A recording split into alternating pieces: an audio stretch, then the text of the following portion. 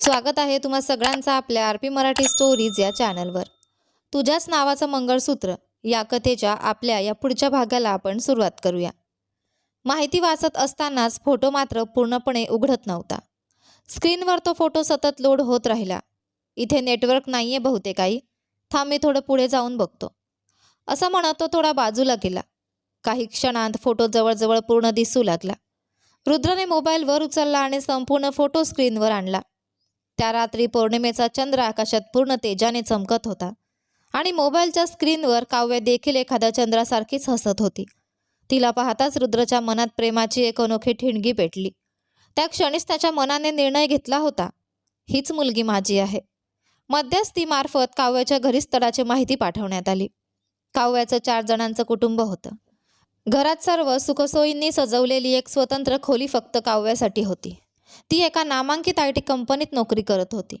तिचा मोठा भाऊ दिनेश स्वतःचा ऑटो पार्ट्सचा व्यवसाय करत होता. वडील गोपाळ एका खासगी बँकेत नोकरी करत होते. आई सीता घर सांभाळणारी, शांत स्वभावाची आणि आपल्या तिन्ही कुटुंबियांवर जीवापाड प्रेम करणारी स्त्री होती. कुटुंबाची आर्थिक परिस्थिती चांगली होती. लहानपणापासून सुखसोयींमध्ये वाढलेली काव्याही त्यामुळे थोडी हट्टी आणि मिजाजदार झाली होती. तिने एखादी गोष्ट मागितली की ती तिला त्या क्षणीच मिळायची. काव्याच्या घरात रुद्रच्या स्थळाबद्दल चर्चा सुरू होती आणि ती मात्र आपल्या मैत्रिणींसोबत बाहेर जाण्यासाठी तयार होऊन खाली आली. मुलाची नोकरी चांगली आहे, एवढं पुरेसं आहे का? दिनेशने नाराजीने विचारलं. त्यांचं स्वतःचं फक्त एक घर आहे. 3 भाऊ आहेत. त्याच्या नावावर घर असतं तर एक वेळ आपण आपल्या बहिणीचं लग्न तिथे करण्याचा विचार केला असता.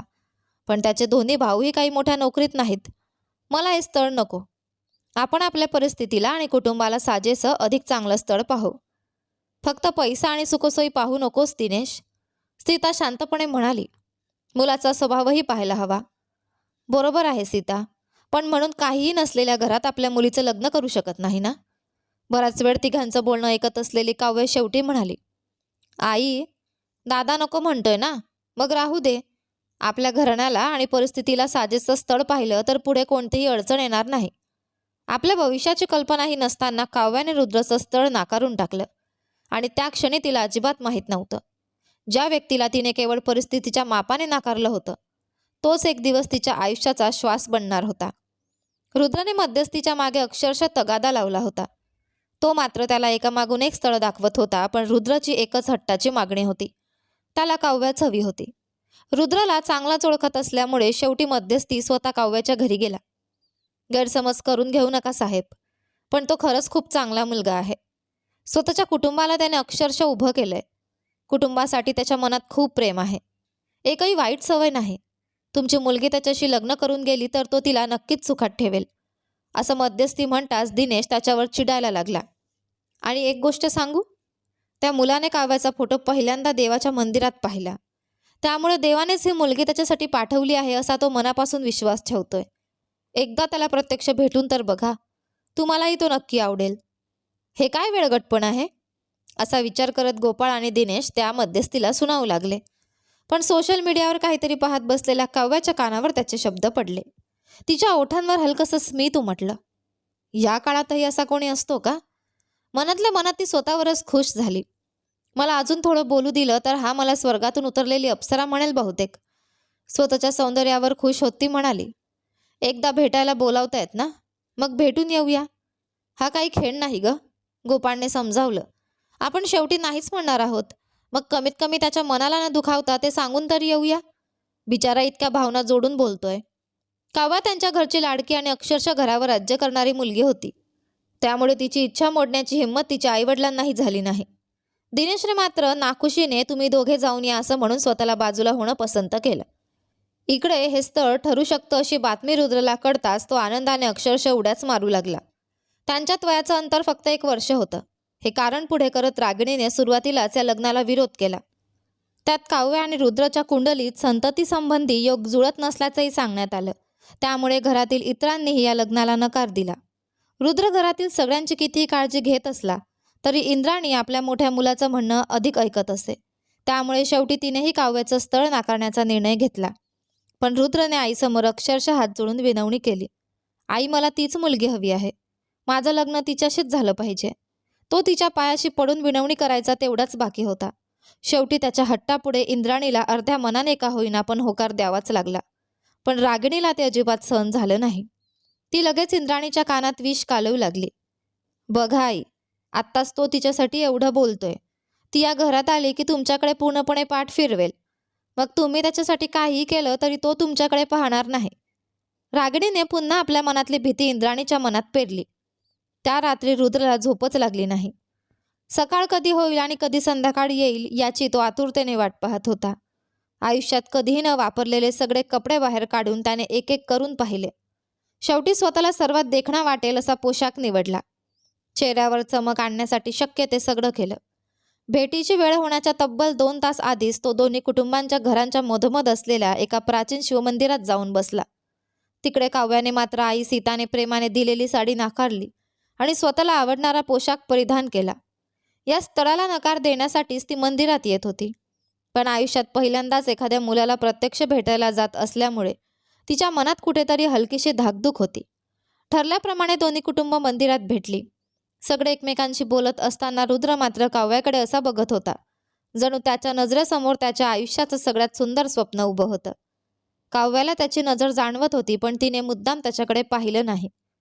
घरातील मोठी माणसं पारंपरिक गप्पा मारत होती. विवाहाची बोलणी पुढे सरकत होती. मध्यस्थीने हुंडा आणि लग्नाच्या खर्चाबद्दल बोलण्यास सुरुवात केली. ते ऐकताच रुद्रने शांतपणे सांगितलं, मला काहीही नको. माझ्यावर विश्वास ठेवून माझ्या घरी येणाऱ्या मुलीला कोणत्याही गोष्टीची कमतरता भासू नये एवढंच मला जमलं पाहिजे. रुद्राचे शब्द ऐकून सीताच्या मनात त्याच्याबद्दल आदर निर्माण झाला. गोपाळलाही आपल्या होणाऱ्या जावयाचे विचार आवडले. पण इंद्राणी मात्र मनातून नाराज झाली. घरात आधीच 2 सुना दागिने आणि संसारोपयोगी वस्तूंसह आल्या होत्या. आता ही मुलगी काहीही न घेता येणार होती आणि त्यात तिचा मुलगा चांगला कमावत होता. ही गोष्ट इंद्राणीला खटकत होती. काही वेळाने काव्याला विचारण्यात आलं, तुला मुलगा पसंत आहे का? काव्याने समोर बसलेल्या रुद्रकडे न पाहताच सहज उत्तर दिलं, त्यांनाच विचारा.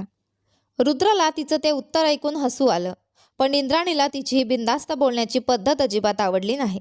मध्यस्थी लगेच परिस्थिती सांभाळत हसून म्हणाला, मुलगी बहुतेक लाजते आहे. तुम्हीच सांगा साहेब. रुद्रने एक क्षणही न दडवता मान जोरात हलवली. खूपच आवडली आहे. त्याच्या या अतिरिक्त उत्साही उत्तराने काव्याच्या आईवडिलांच्या चेहऱ्यावर हसू उमटलं. पण काव्याने मात्र पहिल्यांदाच त्याच्याकडे नीट पाहिलं. हा कोण आहे रे?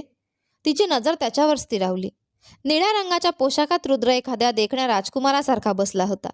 त्याला पाहताच काव्या काही क्षणांसाठी आजूबाजूचं जगच विसरली.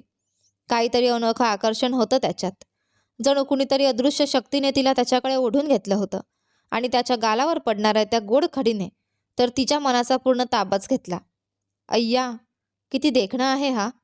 तिच्या मनातून नकळत शब्द उमटले. दोन्ही डोळ्यात अचानक प्रेमाची चाहूल लागली होती. काही क्षणांपूर्वी त्याला नाकारण्यासाठी आलेली काव्या आता त्याच्याकडेच हरवून पाहत होती. कितीही पाहिलं तरी तिचं मन भरत नव्हतं. आणि रुद्राची अवस्था तर त्याहून वेगळी नव्हती. दोघांच्या मनात नकळत एकच स्वप्न आकार घेत होतं, एकमेकांचा हात हातात घेऊन आयुष्यभराच्या विवाहबंधनात प्रवेश करण्याचं. काव्याची नजर सतत रुद्रवरच खेळलेली पाहून सीताने आपल्या पतीकडे पाहत डोळ्यांनीच इशारा केला. गोपाळला मात्र तिचा इशारा कळेना. समोर बसलेल्या दोन्ही कुटुंबांच्या चेहऱ्यावरील भाव पाहून इंद्राणीला मात्र सगळं समजलं. तिने मुलाला भानावर आणण्यासाठी त्याच्याकडे पाहिलं. काही क्षणांसाठी रुद्रने स्वतःला सावरला आणि अगदी शांत, समजूतदार मुलासारखा बसला. पण पुढच्या क्षणी त्याची नजर पुन्हा काव्यावर गेली आणि त्याने पुन्हा एकदा आपल्या होणाऱ्या पत्नीला नजरेने चोरून पाहिलं. रुद्राने नजर दुसरीकडे वळवताच काव्याचा चेहरा पडला. क्षणभरापूर्वी त्याच्या नजरेत स्वतःला पाहून सुखावलेलं तिचं मन अचानक हिरमुसलं. पण काही क्षणांतच त्याची नजर पुन्हा तिच्यावर येऊन स्थिरावली आणि तिच्या ओठांवर नकळत हसू उमटलं. मध्यस्थीने आता काव्याला तिचं मत विचारलं. घरात आत्ताच झालेली सगळी चर्चा विसरून काव्याने लाजत मान हलवली. तिच्या त्या लाजऱ्या होकाराने रुद्राच्या मनाची अवस्था काय झाली हे फक्त त्यालाच माहीत होतं. त्याने आपलं संपूर्ण मन जणू त्या क्षणी काव्याच्या स्वाधीन केलं होतं. तिथून निघताच त्याने आईला अक्षरशः हाताला धरून मंदिराच्या दिशेने ओढत नेलं. इतक्या घाईघाईने निघालेल्या वराला पाहून मध्यस्थीनेही त्याची गंमत केली. अहो, एवढी घाई कशाची? रुद्राने हसत काव्याकडे पाहिलं. देवाचं दर्शन घेऊन जाऊया म्हटलं. त्याच्या नजरेतील प्रेम काव्याच्या लक्षात आलं आणि तिच्या गालांवर पुन्हा लाजेची लाली पसरली. निघण्याची वेळ झाली तेव्हा काव्यानेही त्याला शेवटचं एकदा पाहण्यासाठी एक युक्ती केली. तिने मोबाईल कानाला लावून मैत्रिणीशी बोलत असल्याचा बहाणा केला आणि त्याच्याकडे चोरून पाहत राहिली. दोन्ही घरच्या मोठ्या माणसांना मात्र या दोन जीवांच्या मनात काय सुरू आहे याची कल्पनाच नव्हती. त्यांनी दोघांनाही आपापल्या घरी घेऊन गेले. घरी परतताच दिनेशने अक्षरशः रुद्रावतार धारण केला. रुद्राच्या भावनेतून आलेलं बोलणं ऐकल्यानंतर गोपाळही थोडा विचारात पडला. पण सीता मात्र पूर्णपणे आपल्या मुलीच्या बाजूने उभी राहिली. शेवटी दिनेशने ठाम निर्णय घेतला. हे स्थळ नको, पण घरची लाडकी राजकन्या काव्या गप्प बसणारी नव्हती. आपल्यासारखी त्यांची परिस्थिती नाही, पण त्यांनी मला आयुष्यभर चांगलं ठेवणार असल्याचं स्पष्ट सांगितलंय. त्या घरात आधीच 2 सुना आहेत. तू तिसरी म्हणून गेलीस तर तुझी किंमत काय राहणार? पण त्याच्यासोबत संसार मला करायचा आहे, त्या घरातील इतर कुणासोबत नाही. त्यांच्या आईला तू अजिबात पसंत नाहीस हे बाबांच्या बोलण्यातूनच स्पष्ट झालंय. पण मला तो खूप आवडला आहे आणि त्यालाही मी खूप आवडले आहे. दिनेशने पुन्हा तिला समजावण्याचा प्रयत्न केला. त्याची नोकरी गेली तर त्याच्याकडे उरणार तरी काय? ती नोकरी गेली तर ते सगळे रस्त्यावर येतील. काव्याने त्याच्याकडे ठामपणे पाहिलं. आम्ही दोघंही शिकलेलो आहोत. आयुष्य कसं जगायचं, परिस्थिती कशी हाताळायची हे आम्हाला चांगलं माहीत आहे. अशा अनेक फेऱ्यांच्या वादानंतर शेवटी काव्याच्या हट्टापुढे घरच्यांना माघार घ्यावी लागली. मध्यस्थीमार्फत रुद्रच्या कुटुंबाला पुन्हा मुलगी पाहण्यासाठी येण्याचं निमंत्रण पाठवण्यात आलं. काव्या मात्र आता एका वेगळ्याच स्वप्नात जगत होती. आपल्या मनाने पती म्हणून स्वीकारलेल्या रुद्रच्या येण्याची ती आतुरतेने वाट पाहू लागली. शेवटी तो दिवस उजाडला. काव्याला त्याला पाहण्याची प्रचंड उत्सुकता होती, पण तिच्या कानावर अचानक एक बातमी पडली. ते येणार नाहीत म्हणे. काव्याला क्षणभर काहीच समजलं नाही. मुलगी पाहण्याच्या कार्यक्रमासाठी आलेले नातेवाईकही एकामागून एक प्रश्न विचारू लागले. मुलगा का आला नाही?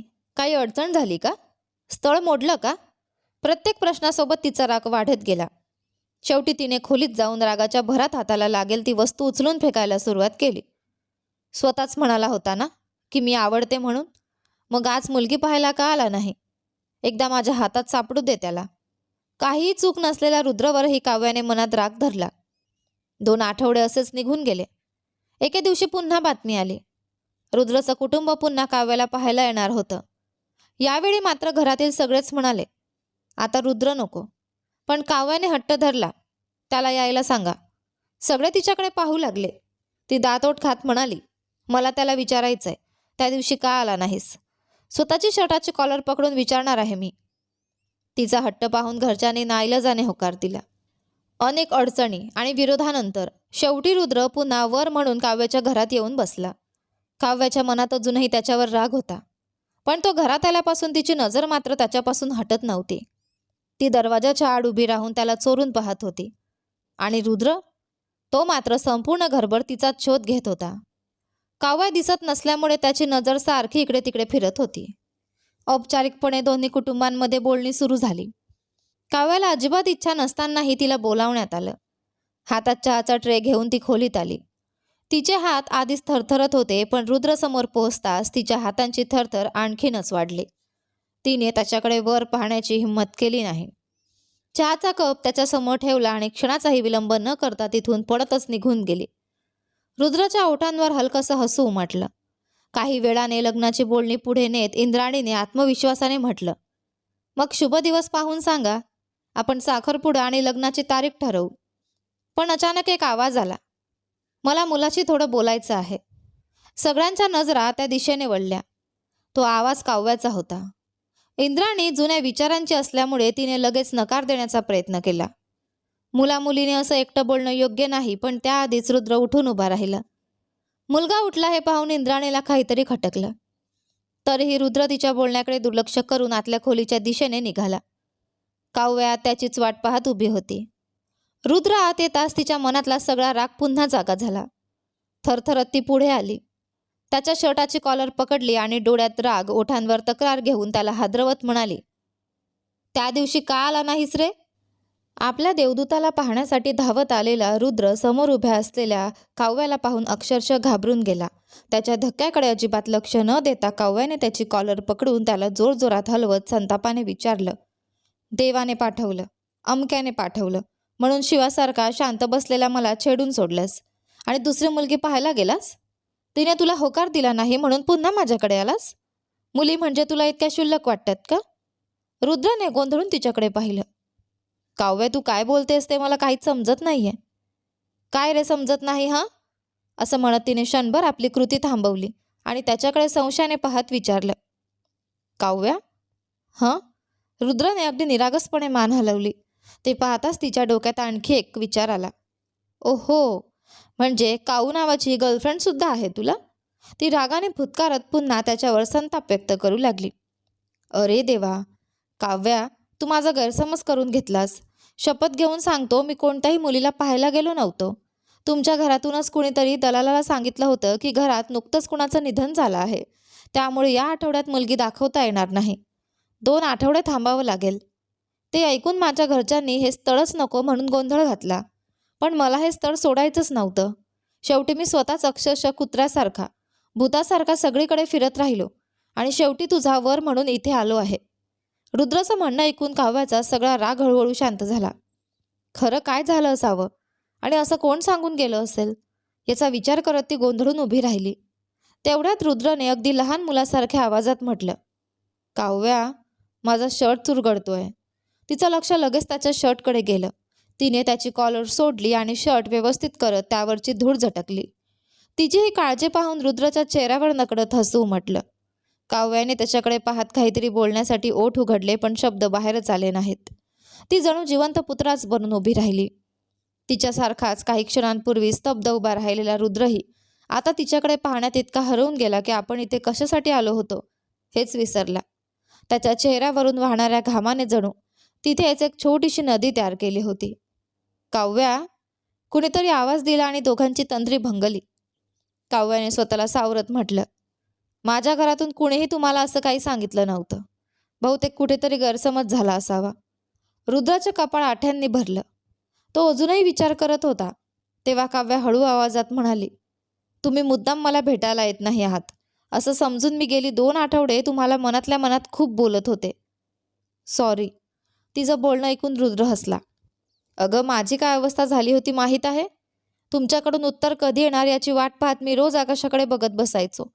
या सगळ्या गोंधळामागे चंदरचा हात होता. स्थळ पाहण्याची प्रक्रिया थांबली तर हे नातंही आपोआप थांबेल असा विचार करून त्याने वडिलांच्या नावाने मध्यस्थाशी बोलून तसं सांगितलं होतं. त्याचा डाव यशस्वी झाला असं वाटतच तो स्वतःच्या कामाला निघून गेला. पण काव्याचा त्रास सहन न झाल्यामुळे सीताने शेवटी मध्यस्थीला पुन्हा फोन केला. आधीच रुद्र त्याला सतत फोन करून त्रास देत होता. हे स्थळ कसं तरी पक्क झालं की आपली सुटका होईल असा विचार करून त्याने अधिक चौकशी न करता आजची भेट ठरवून टाकली होती. काही क्षण शांत राहिल्यानंतर काव्या रुद्रकडे गंभीरपणे पाहत म्हणाली. मी खूप बोल्ड स्वभावाची मुलगी आहे. काही चुकीचं वाटलं तर समोरच्याच्या तोंडावर स्पष्टपणे सांगते आणि माझ्या आयुष्यातले महत्त्वाचे निर्णय मी स्वतः घेते. माझ्या घरच्यांनी मला खूप स्वातंत्र्य दिलं आहे. आता लग्नानंतर तुम्हालाही माझ्यासोबत आयुष्याचा प्रवास करायचा आहे. त्यामुळे मी तुमच्यासाठी योग्य आहे की नाही याचा नीट विचार करून मग मला तुमचं उत्तर द्या. तिचं बोलणं ऐकून रुद्राच्या चेहऱ्यावर हलकंसं हसू उमटलं. यात विचार करण्यासारखं काय आहे? लग्न म्हणजे काही खेळ नाही की आवडलं तर माणूस निवडायचा आणि नाही आवडलं तर बदलायचा. मी खूप शांत स्वभावाचा माणूस आहे. छोट्या छोट्या गोष्टी सोडून देऊन पुढे जाण्यावर माझा विश्वास आहे. मला फार क्वचितच राग येतो. त्यामुळे तू माझ्याशी कधी भांडलीस तरी मी तुला समजून घेईन आणि तुझ्यासाठी एक पाऊल मागे घेईन. आणि सर्वात महत्त्वाचं म्हणजे तुझं स्वातंत्र्य माझ्यामुळे कोणत्याही प्रकारे हिरावून घेतलं जाणार नाही. रुद्राचे हे शब्द काव्याच्या मनाला खोलवर भिडले. त्याच्या स्वभावातील शांतपणा आणि तिच्या स्वभावातील स्पष्टपणा अगदी विरुद्ध होते. त्यामुळे दोघांचे स्वभाव एकमेकांशी खरंच जुळतील का हा प्रश्न तिच्या मनात पुन्हा उभा राहिला. तिच्या मनातला प्रश्न ओळखल्यासारखा रुद्र हसत म्हणाला. विरुद्ध स्वभावाची माणसंच एकमेकांना जास्त आकर्षित करतात असं म्हणतात ना? काव्याने त्याच्याकडे पाहिलं. खरं तर त्या दोघांमध्ये ते आकर्षण आधीच निर्माण झालं होतं. त्यामुळे रुद्राच्या त्या एका वाक्याने तिच्या मनाला आणखीच स्पर्श केला. प्रत्येक माणसाचे स्वतःचे काही गुणधर्म आणि स्वभाव वैशिष्ट्ये असतात. एखादी व्यक्ती एकटी असताना त्या स्वभावात काही चुकीचे नसते. पण जेव्हा 2 व्यक्ती एकत्र आयुष्यात जगू लागतात तेव्हा स्वभावासोबत थोडा संयम आणि एकमेकांना समजून घेण्याची वृत्तीही आवश्यक असते. त्यातही लग्नाच्या बंधनात अडकून वर्षानुवर्ष एकमेकांसोबत संसार करत शेवटी वृद्धापकाळात आयुष्याच्या किनाऱ्यावर पोहोचायचं असेल तर एकमेकांसाठी थोडं झुकण्याची आणि गोष्टी सोडून देण्याची मानसिकता नक्कीच हवी. हा समजूतदारपणा मनात ठेवून लग्न करणारी अनेक जोडपीसुद्धा कधी ना कधी एखादी चूक करून नातं तोडून टाकतात. मग पहिल्याच भेटीत प्रेमात पडून एकमेकांसोबत आयुष्य जोडू पाहणाऱ्या या दोघांकडून एखादी चूक झाली तर त्यात नवीन ते काय? बराच वेळ बोलून झाल्यानंतर कोणीतरी दोघांनाही "बस करा आता" असं म्हणत त्यांना तिथून बोलावून घेतलं. निघताना रुद्राने डोळ्यांतूनच आपलं प्रेम काव्याला सांगितलं आणि तिला निरोप दिला. काव्याने लाजून मान खाली घातली. तेवढ्यात तिने त्याला विचारलं, "हे कुटुंबा म्हणजे काय?" रुद्र हसत म्हणाला, "लहानपणापासूनच माझ्या होणाऱ्या बायकोला मी याच नावाने हाक मारावी अशी माझी इच्छा होती." त्याचे शब्द ऐकताच दोघांच्याही अंगावर जणू प्रेमाची शिरशिरी उठली. मुलगी पाहण्याचा कार्यक्रम अगदी व्यवस्थित पार पडला आणि दोन्ही कुटुंबातील मंडळी रुद्रच्या घरी गेली. काव्याचं कुटुंब श्रीमंत आणि सुखवस्तू असल्यामुळे तिच्यासोबत आलेल्या नातेवाईकांपैकी अनेकांना रुद्रचं घर पसंत पडलं नाही. त्यात समीर तर कार्यक्रम अर्ध्यावरच सोडून तिथून निघून गेला. मात्र काव्याला रुद्र पसंत पडला असल्यामुळे लग्नाची तारीख ठरवण्यात आली. आलेल्या नातेवाईकांच्या वेगवेगळ्या बोलण्यामुळे रुद्राच्या मनाला मात्र खूप लागलं. आपण आपल्या योग्यतेपेक्षा जास्त अपेक्षा तर ठेवली नाही ना? काव्याशी लग्न करण्याची इच्छा करून आपण काही चुकीचं तर केलं नाही ना? असे विचार त्याला सतत त्रास देऊ लागले. दुसरीकडे रागिणीने इंद्राणीला चिथावून काव्याच्या वडिलांच्या कानावर हुंडा आणि दागिन्यांबाबत बोलायला लावलं. ही गोष्ट काव्याच्या कानावर पडताच ती संतापली. त्या दिवशी काय मोठ्या तत्वांच्या गोष्टी करत होतात आणि आता हळूच माझ्या बाबांकडे एवढा हुंडा द्या, इतके दागिने द्या म्हणून मागण्या करताय? सगळ्या पुरुषांसारखेच तुम्हीही निघालात का? ती रागाने बोलली. रुद्राला या सगळ्या प्रकाराची काहीच कल्पना नव्हती. तो लगेच म्हणाला, "काव्य, हे कधी झालं मला खरंच माहीत नाही. घरात खूप नातेवाईक आले होते, त्यामुळे सगळ्यांची धावपळ सुरू होती. मी आईशी बोलतो आणि नेमकं काय झालं ते समजून घेतो. उगाच मला समजावण्याचा प्रयत्न करू नका. तुमच्या आईला तुमची परवानगी नसताना असं काही मागण्याची हिंमत कशी झाली असती? माझ्याशी सौदा करणाऱ्या माणसासोबत मला लग्न करायचं नाही. हे लग्न थांबवा." काव्याचे शब्द ऐकताच रुद्राच्या पायाखालची जमीनच सरकली. तो तिथेच कोसळून बसला. कित्येक तास उलटून गेले तरी तो त्या धक्क्यातून बाहेर येऊ शकला नाही. पत्नीसमोर व्यक्त करताना आलेला राग त्याने आईवर काढला. त्याचा असा अवतार पाहून इंद्राणी अक्षरशः स्तब्ध झाली. आजपर्यंत साधा आवाजही चढवून न बोलणारा तिचा मुलगा घराच्या मध्यभागी उभा राहून सगळ्यांना खडसावत होता. मुलाचा राग ऐकून इंद्राणीच्या डोळ्यात अश्रू आले. ती दुःखाने म्हणाली, "अजून लग्नसुद्धा झालं नाही आणि आतापासूनच त्या मुलीच्या बाजूने उभा राहतोयस? तिने तुला असं काय भुरळ घातली आहे?" आईच्या तोंडून हे शब्द बाहेर पडताच रुद्राचा संताप आणखी वाढला. त्याने आईच्या कानावर आलेल्या त्या शब्दांना जणू चाबकाच्या फटक्यासारखं प्रत्युत्तर दिलं. आपल्या मुलाचा हा नवा अवतार पाहून इंद्राणीचं मन हेलावून गेलं. तिने लगेच काव्याच्या कुटुंबाला फोन करून माफी मागितली. मात्र काव्याच्या आईवडिलांनी मुलीच्या भवितव्याचा विचार करून विषय मोठा केला नाही. ते म्हणाले, "आता ही गोष्ट बोलण्यात आली आहे. आम्ही काहीच दिलं नाही तर आमचाही मान राहणार नाही. तुम्ही जे मागितलं आहे त्यापेक्षा जास्त दागिने आणि आवश्यक वस्तू देऊनच आमची मुलगी तुमच्या घरी पाठवू. आम्हाला फक्त एवढंच हवं आहे की तुम्ही आमच्या मुलीला सुखात ठेवा." अशा प्रकारे त्या वादाला पूर्णविराम मिळाला. पण रुद्राला आपल्या होणाऱ्या पत्नीशी बोलण्याची इच्छा होत नव्हती. त्याचं मन वेदनेने भरून गेलं होतं. घडलेला सगळा प्रकार काव्याला कळाला आणि तिचा राग थोडा शांत झाला. तिने स्वतःच रुद्राला फोन केला. "बोल काऊ." त्याच्या आवाजातील वेदना तिच्या कानावर पडताच तिला आपल्या शब्दांचा पश्चाताप झाला. ती हळू आवाजात म्हणाली, "सॉरी." रुद्र काही क्षण शांत राहिला आणि मग म्हणाला, "जाऊ दे ग. लग्न ठरलं की अशा छोट्या मोठ्या गोष्टी होतच असतात. तू मला जे काही बोललीस त्याचं मला वाईट वाटलं नाही. पण क्षणाचाही विचार न करता तू मला नको आहेस असं म्हणालीस ना, तेच मनाला कुठेतरी बोचतंय." काव्याने अपराधीपणे उत्तर दिलं. "मला राग आला होता आणि त्या रागात माझ्या तोंडून तसं बोलून गेलं. सॉरी." थोड्याच वेळात दोघांमधला गैरसमज दूर झाला. पुन्हा ते पूर्वीसारखे सहजपणे बोलू लागले. फोनची बॅटरी संपेपर्यंत ते एकमेकांशी बोलत राहिले आणि त्या प्रत्येक संभाषणातून त्यांचं प्रेम आणखी घट्ट होत गेलं. रात्रीच्या जेवणाची वेळ झाल्यामुळे शेवटी दोघांना फोन ठेवावा लागला.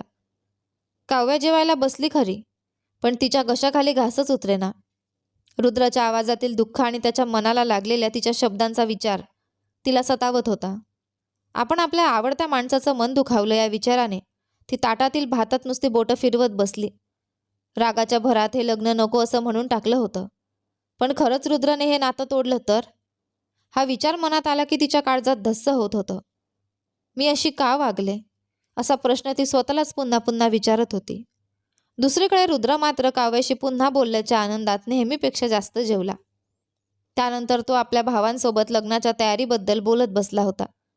तेवढ्यात काव्याचा फोन आला. आई जवळ असल्यामुळे त्याने कॉल कट केला. पण त्याची काव्या काही हार मानणारी नव्हती. रागिणीने हे पाहून मुद्दाम त्याला चिथावलं. फोन उचला ना, आत्ताच बोलला तरच मध्यरात्रीच्या आत झोपता येईल. मनातल्या मनात रागिणीला शिव्या घालत रुद्रने फोन उचलला आणि हळू आवाजात म्हणाला, बोल काऊ. काव्याने अचानक विचारलं, तुम्हाला कोणती मिठाई सगळ्यात जास्त आवडते? रुद्रला त्या क्षणी मोकळेपणाने बोलता येत नव्हतं म्हणून त्याने हसत उत्तर दिलं, काव्याला जे आवडतं तेच मला आवडतं. एवढं ऐकताच काव्याने फोन कट केला. रुद्राने उरलेली लग्नाची चर्चा पूर्ण केली आणि झोपायला गेला. मध्यरात्री अचानक त्याचा फोन जोरात वाजल्यामुळे तो दचकून उठला. स्क्रीनवर काव्याचा फोन पाहून त्याची झोपच उडाली. अर्धवट झोपेतच तो बाहेर धावत आला. समोर काव्या उभी होती. त्याला पाहताच तिने हात हलवत हसून म्हटलं, हाय. रुद्रने आश्चर्याने घड्याळाकडे पाहिलं. रात्रीचे 11 वाजलेत. या वेळेला तू इथे कशासाठी आलीस? काव्याने खटारपणे त्याला जवळ बोलावलं. जवळ या, सांगते. रुद्र तिच्या जवळ गेला. श्श असा आवाज करत तो तिच्याकडे पाहू लागला.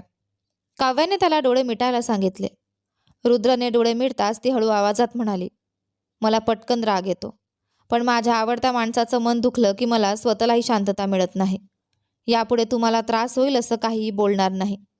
काल मी जे काही बोलले त्यासाठी मला माफ करा. एवढं बोलून तिने त्याच्या तोंडात एक लाडू भरवला. रुद्रला हसू आवरेना. हा हा, यासाठी एवढ्या रात्री आली होतीस का? काव्या काहीशी लाजत गप्प राहिली.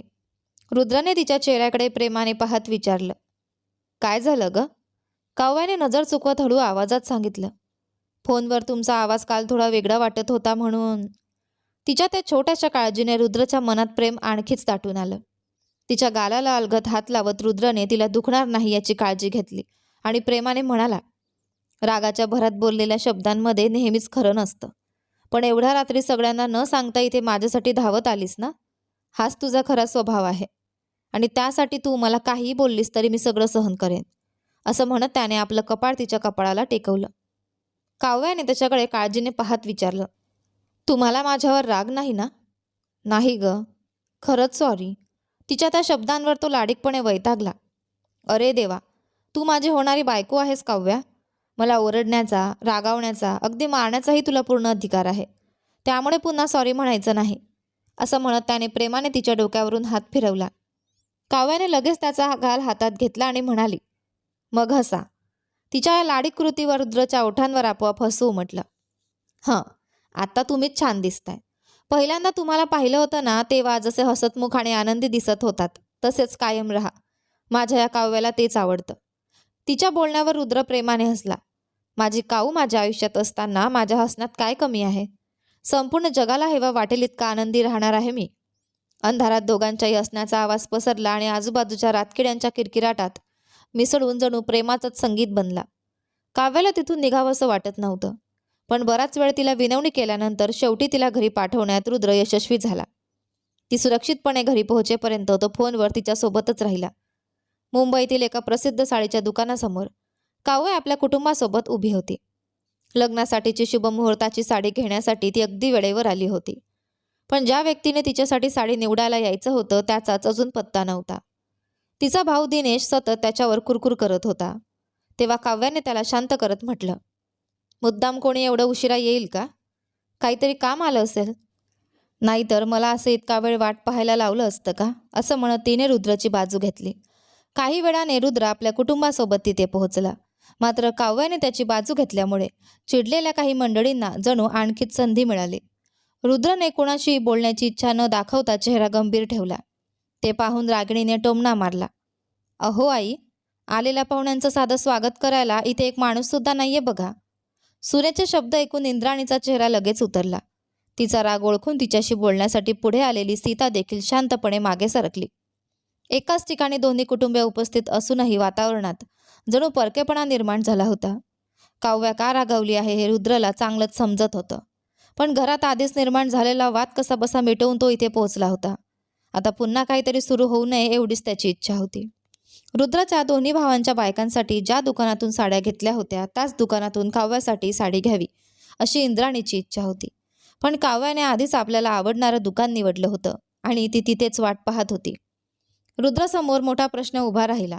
आईचं ऐकायचं की आपल्या होणाऱ्या पत्नीचं? शेवटी साडी नेसणारी काव्याच आहे. तिच्या आवडीची साडी असावी असं सांगून त्याने आईला समजावलं. मुलाच्या या बदलामुळे इंद्राणीचा राग आता पूर्णपणे काव्यावर वळला. त्यात रुद्रच्या दोन्ही भावांच्या बायकांनीही या विषयात एकत्र येऊन वातावरण आणखी बिघडवलं. मानसिक शांतता हरवून बसलेला रुद्र कसाबसा सगळ्यांना घेऊन दुकानात आला होता. साड्यांचा मोठा ढीग पाहताच काव्या एखाद्या लहान मुलीसारखी आनंदाने उड्या मारत निवडायला लागली. रुद्र मात्र थोडं दूर उभा राहून तिचा आनंद पाहत होता.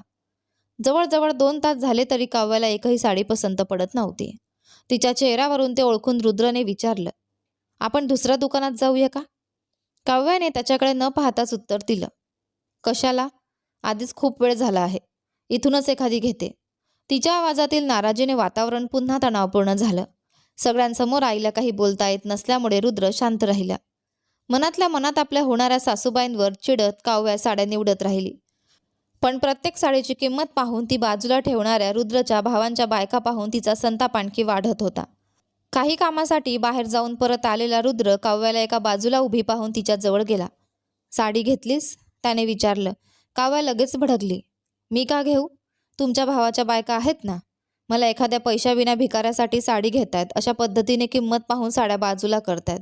सीताने लगेच तिला सुनावलं, होणाऱ्या नवऱ्याशी जरा नीट बोल. काव्यानेही तितक्याच तिखटपणे उत्तर दिलं, कसं बोलायचं ते मला चांगलं माहीत आहे. मला शिकवण्याची गरज नाही.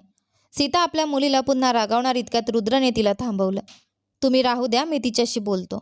मग त्याने काव्याचा चेहरा आपल्या हातात घेत प्रेमाने विचारलं, इकडे बघ, नेमकं काय झालं ते सांग.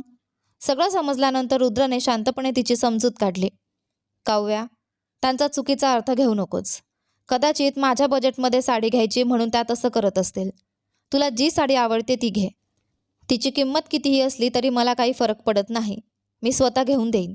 एवढ्यावरही तो थांबला नाही. त्याने सगळ्यांकडे पाहत ठामपणे सांगितलं, साडी नेसणार ती आहे, त्यामुळे तिला जी आवडेल ती साडी घेऊ द्या. विनाकारण तिला त्रास देऊ नका. रुद्राच्या या शब्दांनी तिघेही नाराज होऊन बाजूला झाल्या. स्वतंत्र विचारांची काव्या मग स्वतःच्या आवडीची साडी निवडू लागली. पण तिने निवडलेली साडी कुणालाच आवडली नाही हे तिच्या लक्षात आलं आणि ती थोडी उदास झाली. तिने आपल्या आवडत्या रुद्रकडे पाहत विचारलं, तुम्हाला तरी आवडली का? रुद्रने तिच्या साडीचं मनापासून कौतुक केलं. खूप सुंदर आहे. तुला आवडली ना? मग माझ्यासाठी तीच सर्वात सुंदर आहे. त्याच्या या उत्तराने काव्याच्या चेहऱ्यावर पुन्हा हसू उमटलं. पण त्या साडीची किंमत समजताच रुद्राच्या भावांच्या बायका पुन्हा गोंधळ घालू लागल्या. रुद्रने मात्र हा सगळा प्रकार काव्यापासून लपवून ठेवला आणि तिला काहीही कळू दिलं नाही. घरी परतल्यानंतर त्या तिघींनी आपल्या नवऱ्यांकडे तक्रारींचा पाढा वाचला. या घरात 3 सुना राहणार आहेत, मग फक्त एकीला एवढी विशेष वागणूक का? असा प्रश्न करत त्यांनी घरात पुन्हा वाद निर्माण केला.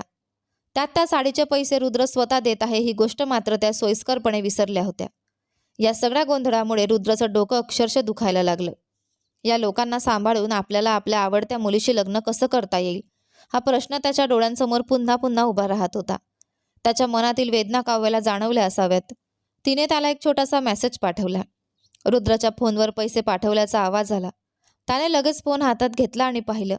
स्क्रीन पाहताच त्याचे डोळे चमकले आणि चेहऱ्यावर मोठं हसू उमटलं. काव्याने त्याच्या खात्यात साडीच्या पैशांची रक्कम पाठवली होती. तो आनंदाने तिच्याशी बोलण्यासाठी गच्चीवर धावत गेला. पण तिथे त्याची नजर इंद्राणीवर पडली. इंद्राणी तिथे एकटीच बसली होती. आपल्या 3ऱ्या मुलाचा विचार करून तिच्या चेहऱ्यावर चिंता स्पष्ट दिसत होती. तिचे 2 मुलगे अजूनही तिच्या म्हणण्यानुसार वागत होते. पण हा 3रा मुलगा आत्तापासूनच तिच्या हाताबाहेर जात आहे असं तिला वाटत होतं. घरात पाऊल ठेवण्याआधीच ही मुलगी माझ्या मुलाला माझ्यापासून दूर करते. या विचारामुळे तिच्या मनात काव्याबद्दल आधीच राग निर्माण झाला होता. इंद्राणीचा विचार तिच्या चेहऱ्यावर न बोलताही ओळखणाऱ्या रुद्रने हळूच तिच्याशी बोलण्याचा प्रयत्न केला. पण तिने मुद्दाम त्याच्याकडे पाठ फिरवली. रुद्रने हलकंसं हसत म्हटलं, तुम्ही या गोष्टीवरूनच नाराज आहात ना की मी एका श्रीमंत आणि उधळपट्टी करणाऱ्या मुलीला निवडलं? पण आई, ती तशी अजिबात नाही. हे बघा, असं म्हणत त्याने आपला फोन तिच्यासमोर केला. तिने साडीचे पैसे सुद्धा स्वतः मला पाठवले आहेत. इंद्राणीने स्क्रीनकडे पाहिलं.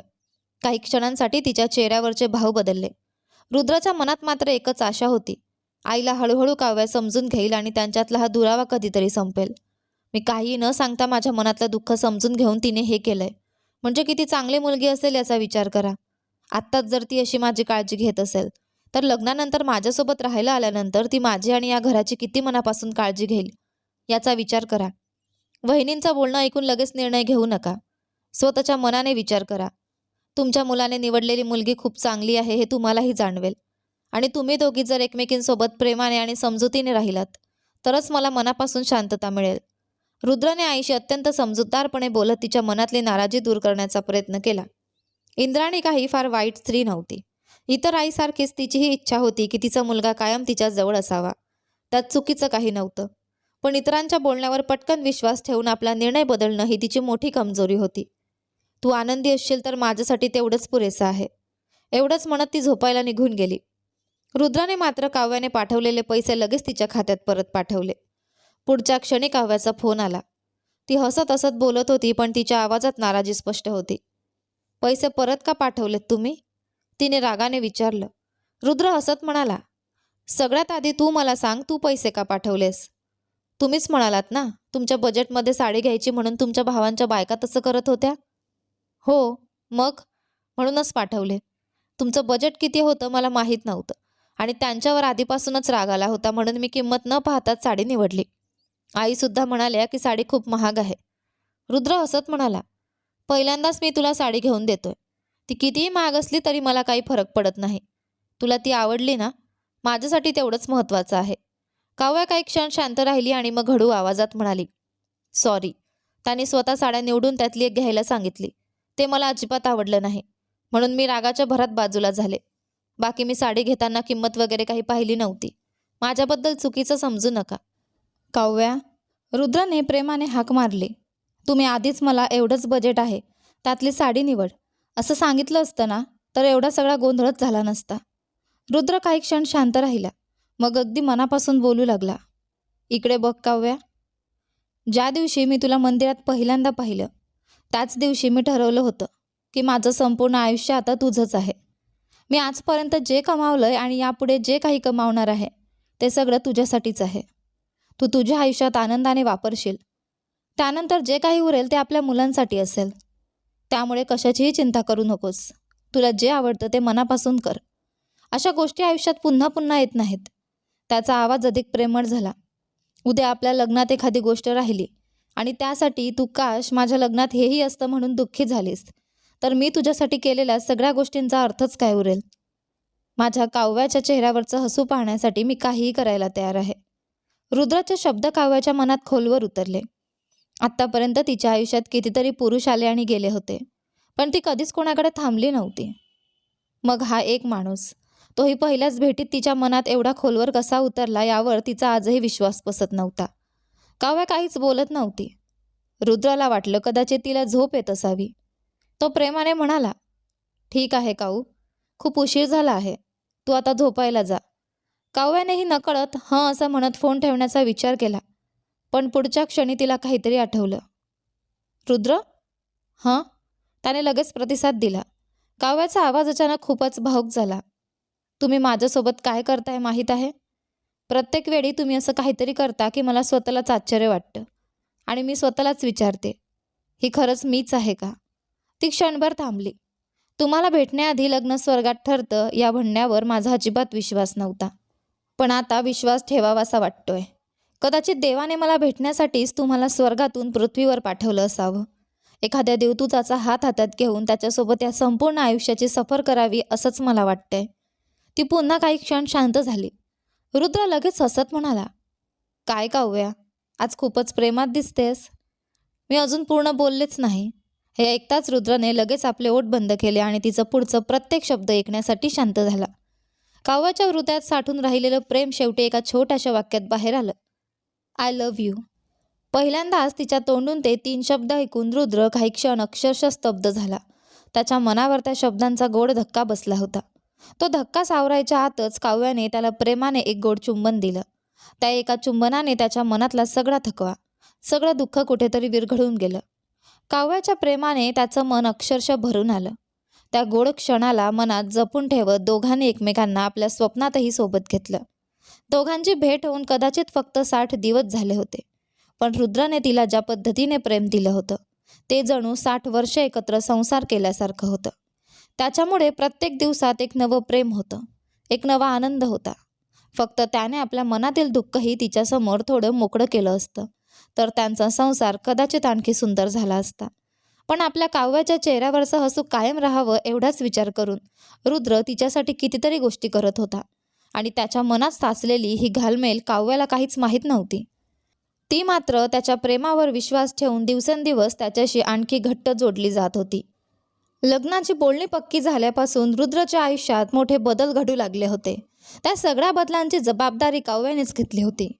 प्रत्येक दिवस तिच्यासोबत सुंदरपणे उगवायचा आणि तिच्याच आठवणींमध्ये संपायचा. त्यातच मध्येच रुद्रचा वाढदिवस आला.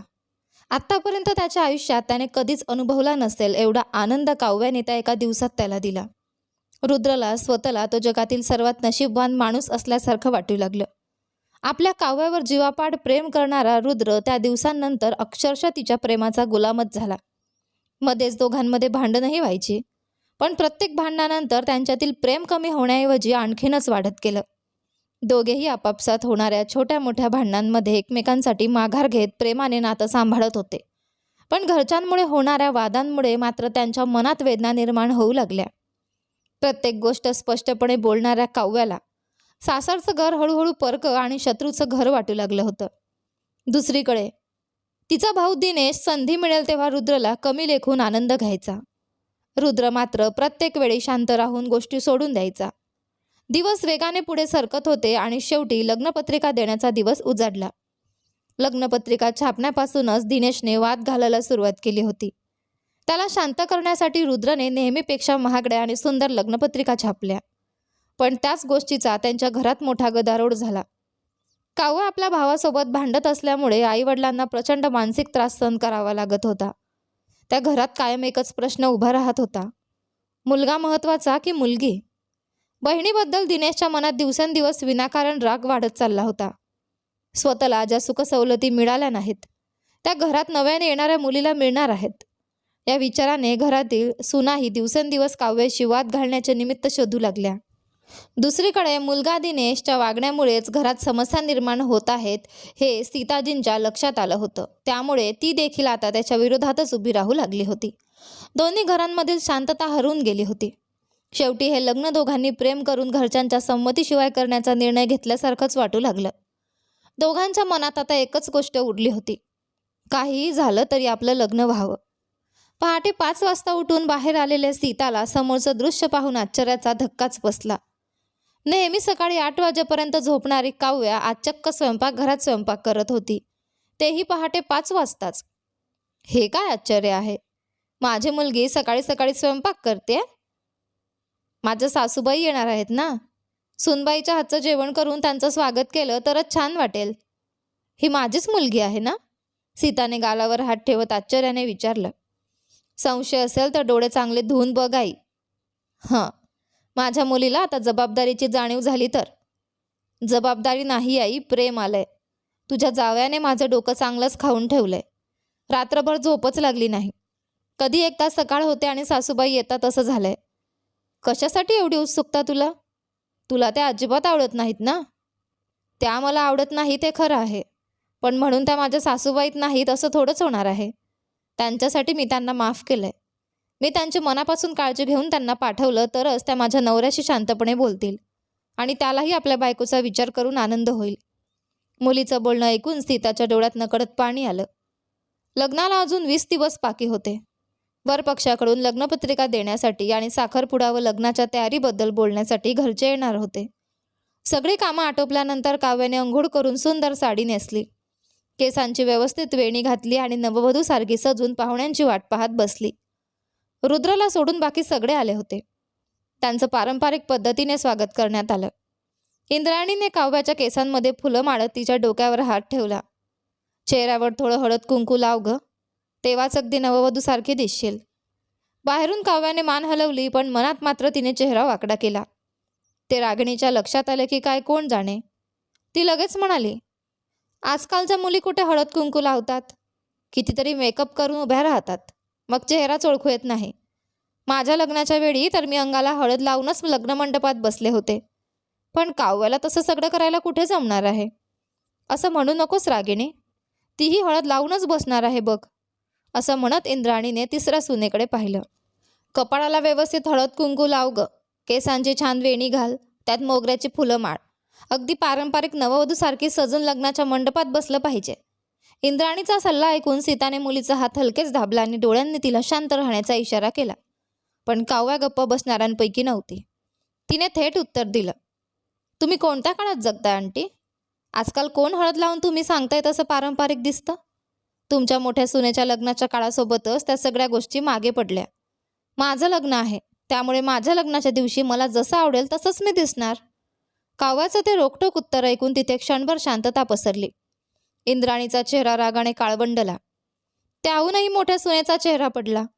हे पाहून धाकटी सून दिव्या मात्र मनातल्या मनात हसू लागली. वातावरण बदलण्यासाठी सीताने सगळ्यांना जेवायला बोलावलं.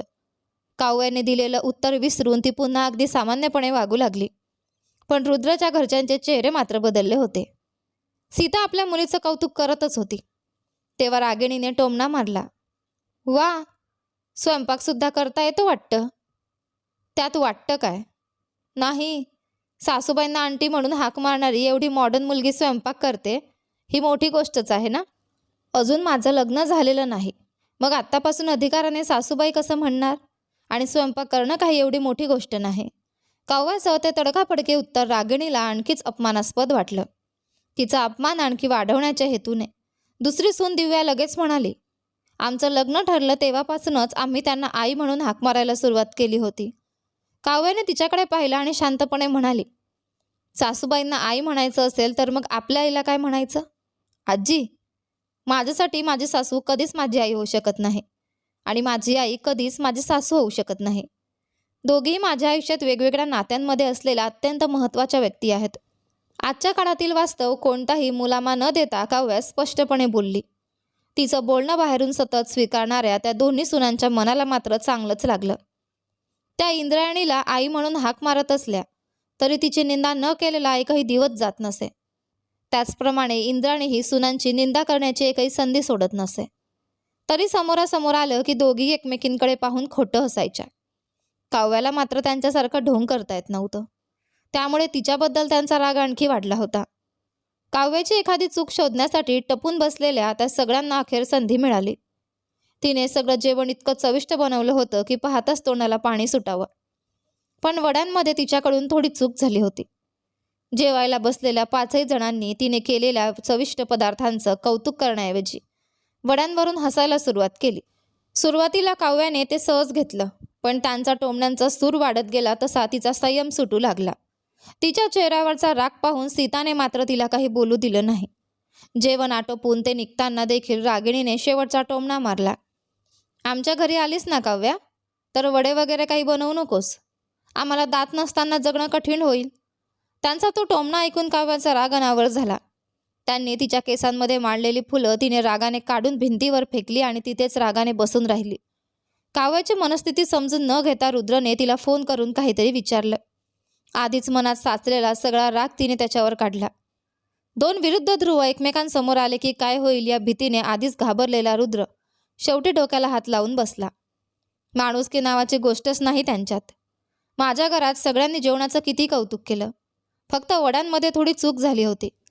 एक शब्द कौतुकाचा बोलला नाही तरी चाललं असतं, पण असं मन दुखावून बोलायची काय गरज होती? काव्याने मनातली सगळी खंत रुद्रासमोर व्यक्त केली. तिचा राग रुद्रला पूर्णपणे समजला. पहाटे 5 वाजताच उठून काव्या स्वयंपाक करत असल्याचा तिने पाठवलेला व्हिडिओ त्याने सकाळीच पाहिला होता. त्याच्यासाठी ती एवढी मेहनत घेत आहे याचा त्याला मनापासून आनंद झाला होता. आता घरच्यांनी मुद्दाम होऊन तिला दुखावलं आहे हेही त्याच्या लक्षात आलं. त्याने काव्याचा मूड ठीक करण्याचा निर्णय घेतला. दिनेश घरी येताच संतापाने ओरडायला सुरुवात केली. गोपाळांना त्याचा राग आणि काव्याबद्दलचं बोलणं सहन झालं नाही, म्हणून त्यांनी त्याला सुनावलं. आपलं काम अर्धवट सोडून घरी आलेल्या दिनेशनेही त्या तिघांना चांगलंच सुनावलं. सीता आपल्या मुलाला शांत करण्याचा प्रयत्न करत होती. मी तेव्हाच सांगितलं होतं हे लग्नाचं नातं नको म्हणून. माझं ऐकलं असतं तर आज ही वेळ आली नसते. आपल्या योग्यतेपेक्षा कमी घरात नातं केलं की शेवटी अशीच मानहानी सहन करावी लागते. त्यांचं बोलणं ऐकून खोलीत बसलेल्या काव्याचा राग आणखी वाढला. पुरे बाबा, जाऊ दे ना, ते गमतीने बोलले होते. कसली गंमत ग? आपल्या घरात येऊन आपलीच खिल्ली उडवून जाणं ही गंमत आहे का? हे सगळं त्या घरात आलेल्या मुलीमुळे झालंय. स्वतःची बदनामी करून घेत आहे आणि आपल्यालाही बदनाम करत आहे. उगाच बोलू नकोस. यात तुझी बदनामी कुठून झाली? त्याने माझीच खिल्ली उडवली आहे. आणि माझ्या सासरच्या लोकांबद्दल यापुढे तू काहीही बोलायचं नाहीस. काहीही झालं तर त्याचा सामना मी स्वतः करेन. दिनेशने संतापून विचारलं. म्हणजे माझा याच्याशी काही संबंध नाही? मी यात अजिबात लक्ष घालू नये असं म्हणतेस? हो. बाबा बघा ही कशी बोलतेय. आपल्या बहिणीला असं बोललं म्हणून माझं रक्त खवळलंय. पण उद्या ज्या माणसाशी हिचं लग्न होणार आहे त्याने साधा एक शब्द जरी माझ्या विरुद्ध बोलला आणि तरीही ही त्याच्याच बाजूने उभी राहिली तर मग हिला आपल्या हातात ठेवणं कठीण होईल. तो पुढे काही बोलणार इतक्यात दारावर टकटक झाली. सगळ्यांचं लक्ष एकाच वेळी दरवाजाकडे गेलं. मुलांच्या तोंडावर हात ठेवून त्यांना गप्प करणारी सीता दार उघडायला गेली आणि समोर रुद्र उभा होता. त्याला पाहून सगळ्यांनाच धक्का बसला. मग तो चेहऱ्यावर दिसू न देता त्यांनी त्याचं स्वागत केलं. आपल्या होणाऱ्या नवऱ्याला पाहताच मनातला सगळा राग असूनही काव्याच्या चेहऱ्यावर हसू उमटलं. तिने डोळ्यांनीच त्याला काय झालं असं विचारलं. त्याने डोळा मारत गोड हसू दिलं. सॉरी मामा, काही न सांगता अचानक आलो. हे तुमचंच घर आहे जावाई बापू. तुम्ही केव्हाही येऊ शकता. त्यासाठी आधी सांगायची अजिबात गरज नाही. असं म्हणत सीताने त्याचं आदराने स्वागत केलं. मग ती थोडी संकोचाने बसली. तिच्या मनातला प्रश्न रुद्रला समजला आणि तो इथे का आला आहे हे त्याने स्वतःच सांगायला सुरुवात केली. मामा, तुमचे दोन्ही जावाई म्हणजे माझे भाऊ. काव्याने केलेला स्वयंपाक असा होता, तसा होता, खूप छान होता असं सांगून मला चांगलंच चिडवत होते. त्यात भर म्हणजे आईसमोर माझं नशीब किती चांगलं आहे, मला एवढी चांगली बायको मिळते असं कौतुक करत होते. ते ऐकल्यापासून मला कामात लक्षच लागत नव्हतं. म्हणून अरे जावाई बापू, त्यासाठी एवढा संकोच कशाला करता? तुमच्या बायकोने केलेलं जेवण खायला आला आहात, मग संकोच कसला? सीता हसत म्हणाली. काव्या, जेवण वाढ. मग ती थोडी नाराजीने म्हणाली. हे कसं काय शक्य आहे? तिच्या तोंडावर कौतुक करण्याऐवजी टोमणे मारून गेले आणि आता तुमच्यासमोर तिचं कौतुक करत आहेत. हे काही खरं वाटत नाही. रुद्र शांतपणे म्हणाला. मामी, परक्यापासून कौतुक करून जाण्यापेक्षा समोरून थोडं चिडवलं तरी बरं. खरंच तिच्या हातचं जेवण आवडलं नसतं तर माझ्यासमोर एवढं कौतुक करण्याची गरजच काय होती? जावाई बापू, गैरसमज करून घेऊ नका. आधी तुम्ही जेवायला बसा. असं म्हणत गोपाळजींनी आपल्या मुलाला तिथून बाजूला नेलं. त्यानंतर सीता आणि काव्या दोघेही रुद्रला जेवण वाढवू लागल्या. तुम्ही जेवलात का आई? रुद्रचा तो साधा प्रश्न ऐकून सीताच्या चेहऱ्यावर आनंद उमटला. काव्याला सोडलं तर त्या घरात रुद्राला मनापासून स्वीकारणारी व्यक्ती कोण असेल तर ती फक्त सीता होती. गोपाळजींनीही मुलीच्या प्रेमासाठी त्याला स्वीकारलं होतं. पण अजूनही त्यांच्या मनात पूर्णपणे जवळीक निर्माण झाली नव्हती. बायको मला विचारते बघा, असं मनात म्हणत सीता काही बोलणार इतक्यात रुद्रने लगेच हसत म्हटलं. गैरसमज करून घेऊ नका आई. त्याचा तो गोड अंदाज पाहून सीता नाजूकपणे तिथून निघून गेली. रुद्राने एकदा संपूर्ण घराकडे पाहिलं आणि मग काव्याने त्याला प्रेमाने घास भरवला. त्याला तो घास इतका आवडला की त्याच्या चेहऱ्यावर समाधान पसरलं. त्यात काव्याने केलेल्या भाजीची चव तर अप्रतिम होती. अजून थोडं खावंसं वाटत होतं. या जेवणातही लोकांनी काय कमी काढली? या विचाराने त्याला मनातून वाईट वाटलं. त्याने काव्याचा हात हातात घेतला. खरंच सांगतो काव्या, खूप छान झालंय. एवढं छान असेल अशी अपेक्षाच केली नव्हती. खरंच मी खूप नशीबवान आहे. भावनेच्या भरात त्याने तिच्या हातावर हलकंसं चुंबन घेतलं. चुंबन दिल्यानंतरच त्याला आपण काय केलं हे जाणवलं आणि तो स्वतःच लाजला. रुद्रसारखा पुरुष लाजतोय हे पाहून काव्याची अवस्था तर आणखीच वेगळी झाली. आपल्या नवऱ्याने दुसऱ्यांदा दिलेल्या त्या अचानक चुंबनाने तिच्या अंगातून जणू वीजच गेली. क्षणभर तिचं संपूर्ण शरीर शहारलं. जेवणाची चव विसरून तो त्या चुंबनाच्या आठवणीत हरवला. कसंबसं जेवण संपवलं. काव्याची ही अवस्था तशीच होती. ती त्याच्या जवळ उभी होती खरी, पण तिचं भान हरपलं होतं. इथे अजून थांबलो तर काहीतरी वेगळंच होईल या विचाराने रुद्रने घाईघाईने हात धुतले आणि निघण्याची तयारी केली. काव्याने आईवडिलांना आवाज दिला. जावाई बापू, जेवण झालं आणि लगेच निघताय? थोडा वेळ थांबा ना. सीताच्या आग्रहाला तो नकार देणार होता, पण गोपाळजींनीही बसायला सांगितल्यावर तो पुन्हा बसला. लग्नाबद्दल चर्चा सुरू झाली. बोलता बोलता एक नवीनच विषय समोर आला. लग्न मंडपाचा. दोन्ही कुटुंबाचे नातेवाईक मोठ्या घराण्यातील असल्यामुळे मोठा आणि भव्य मंडप घ्यावा अशी सगळ्यांची इच्छा होती. फक्त लग्न मंडपासाठी 4-5 लाख रुपये खर्च होणार होते. त्यात बाकीचे लग्नाचे खर्च जोडले तर आत्तापर्यंत जमवून ठेवलेले सगळे पैसे संपून जातील या विचाराने रुद्र अस्वस्थ झाला. जर लग्न साधेपणाने आणि मोजक्या खर्चात केलं तर कर्ज न घेता काव्याला चांगलं आयुष्य देता येईल. शिवाय घरच्यांकडून आधीच रोज नवनवीन बोललं जातंय. एवढा मोठा खर्च केला तर आणखी कोणता वाद उभा राहील सांगता येत नाही. काव्याच्या घरच्यांच्या बाजूने विचार केला तर त्यांचं म्हणणंही बरोबर होतं. रुद्रच्या बाजूने पाहिलं तर त्याचं म्हणणंही चुकीचं नव्हतं. दोन्ही बाजू योग्य असतील तर कुणीतरी एक पाऊल मागे घेणं गरजेचं होतं आणि आपल्या प्रेमासाठी रुद्रने माघार घ्यावी असं काव्याला वाटलं. पण रुद्रच्या चेहऱ्यावरचा ताण तिने ओळखला होता. त्यासाठी एवढा अनाठाई खर्च कशाला बाबा? एका दिवसाच्या लग्न समारंभासाठी आपल्याकडे असलेले सगळे पैसे खर्च केले तर पुढचं आयुष्य आपण कसं जगणार? खूप मोठा मंडप नको आणि खूप छोटाही नको. साधा व्यवस्थित मंडप बुक केला तरी पुरेसा आहे. काव्याने नवऱ्याच्या चेहऱ्यावरचं अस्वस्थपण ओळखून त्याच्यासाठी स्वतःहून माघार घेतली. तिला अजूनही घरच्यांच्या काही गोष्टी आवडत नसल्या तरी काव्याच्या या निर्णयापुढे घरातील सगळ्यांनी मान डोलावली. आपली बायको आपल्यासाठी एवढा विचार करतेय हे पाहून रुद्रच्या मनात तिच्याबद्दलचं प्रेम आणखी वाढलं. सगळ्यांचा निरोप घेऊन तो निघाला. तो बाहेर पडताच दिनेशने नाराजीने पुटपुटला, इथे काहीच नीट होत नाहीये, आणि तो आत निघून गेला. रुद्रला निरोप देण्यासाठी बाहेर आलेली काव्य त्याच्याकडे भुव्या उंचावत पाहू लागली. तुम्ही खोटं का बोललात? रुद्रने तिच्याकडे पाहिलं आणि अचानक गोंधळून गेला. मी काही मूर्ख नाही. तुमच्या घरच्यांना मी चांगलंच ओळखते. तुम्ही सांगितल्याप्रमाणे त्यांनी माझं एवढं कौतुक केलं असेल असं मला अजिबात वाटत नाही. त्यांनी माझ्याबद्दल एक शब्दही तसा बोलला नसेल. मग माझ्याशी खोटं का बोललात? चोरी करताना पकडलेल्या मुलासारखा रुद्राने मान खाली घातली. इकडे तिकडे पाहत तो हळूच म्हणाला, सॉरी. ते पाहून काव्याला हसू आलं. हां, माझ्या चेहऱ्याकडे पाहून बोला. रुद्राने अगदी केविलवाण्या चेहऱ्याने तिच्याकडे पाहिलं. काव्या मोठ्याने हसली. कुटुंबासाठी एवढा सपोर्ट? काऊसाठी? त्याने चेहऱ्यावरचं तेज निरागस भाव ठेवत उत्तर दिलं. आहा हा, म्हणजे आता काव्यावर एवढं प्रेम? फिलिंग आली ना खूप? मग? मन मानलं नाही, धावतच आलो. इथे आल्यावरच माझ्या लक्षात आलं की सगळे घरचे असतील.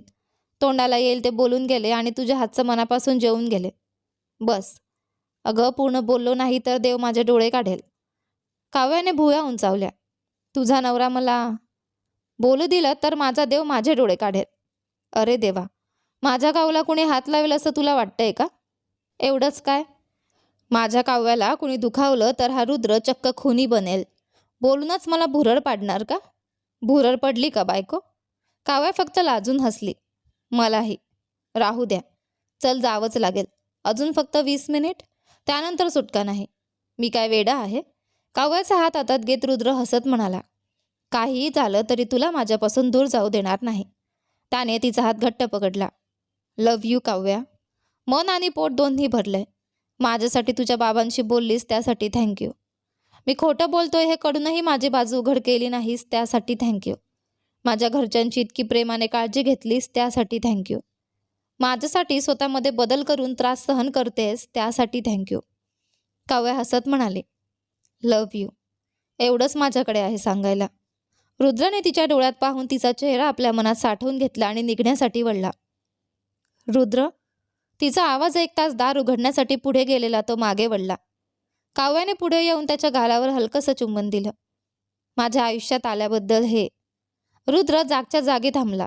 त्याची अवस्था पाहून काव्या खळखळून हसली आणि पुन्हा त्याच्या जवळ गेली. ओठांवर पुन्हा हसू आणत तिने त्याच्या गालावर आणखी एक चुंबन दिलं. माझ्यासाठी सगळ्यांची लढतोयस, सगळं सांभाळतोयस, त्यासाठी हे. रुद्राच्या डोळ्यात फक्त तिचंच प्रतिबिंब होतं.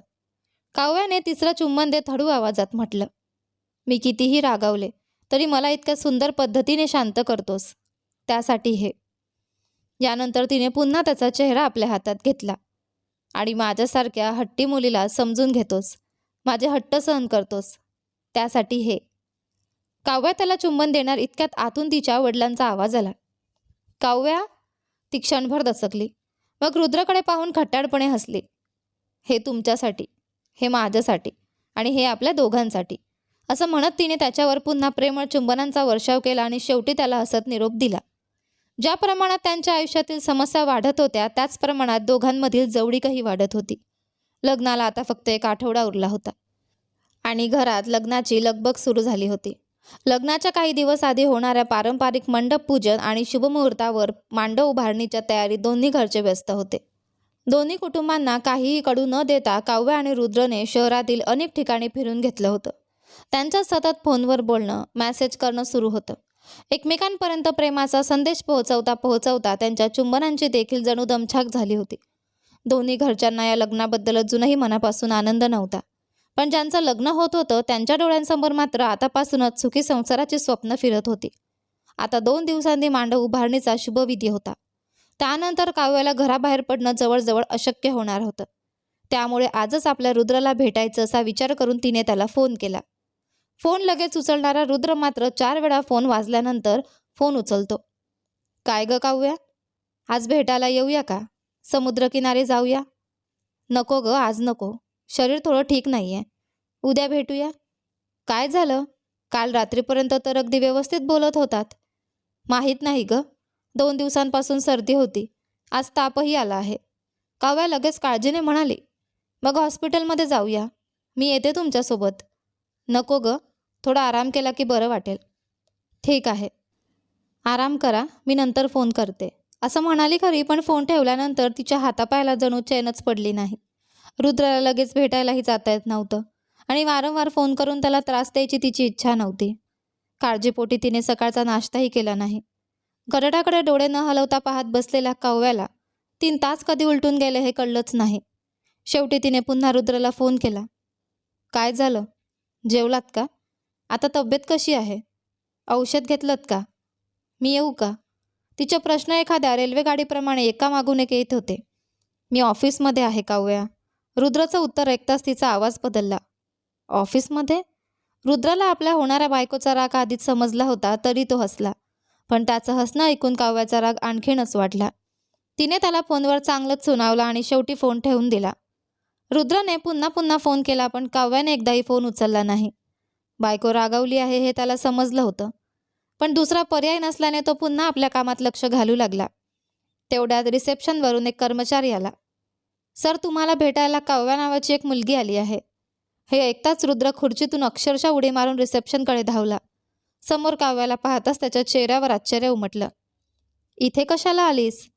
तुम्हाला घरी आराम करायला सांगितलं होतं ना? मग तुम्ही इथे कशाला आलात? तातडीचं काम आहे म्हणून बोलावलं. तब्येत ठीक नाही असं सांगायचं होतं ना? तोंडात काय ठेवलं होतं? ते सगळं सांगितलं मी, पण एक महत्त्वाचं काम पूर्ण करून द्या आणि मग पूर्ण सुट्टी घ्या असं म्हणाले. काव्याचा संताप गगनाला भिडला. कोण आहे तो? ही नोकरीच नको. चला माझ्यासोबत. तब्येत ठीक नाही असं सांगूनही तुम्हाला ऑफिसला बोलावतात. उद्या तुम्हाला काही झालं तर हे लोक जबाबदारी घेणार आहेत का? फक्त तुम्हाला बोलावणारा माणूस मला दाखवा, त्याचं तोंडच फोडते. ती एवढ्या मोठ्याने ओरडू लागली की रुद्राने घाईघाईने तिचं तोंड हाताने झाकलं. प्लीज काव्या, ओरडू नकोस. थांब, मी आलो. तो अक्षरशः तिच्या मागे धावत बाहेर आला. काव्याने त्याला थेट डॉक्टरांकडे नेलं. डॉक्टरांनी तपासून औषधं दिली. रुद्र काहीही बोलत नव्हता. काव्याच्या चेहऱ्यावरचा राग पाहून त्याला सगळं समजलं होतं. त्यानंतर ती त्याला आपल्या घरी घेऊन आली.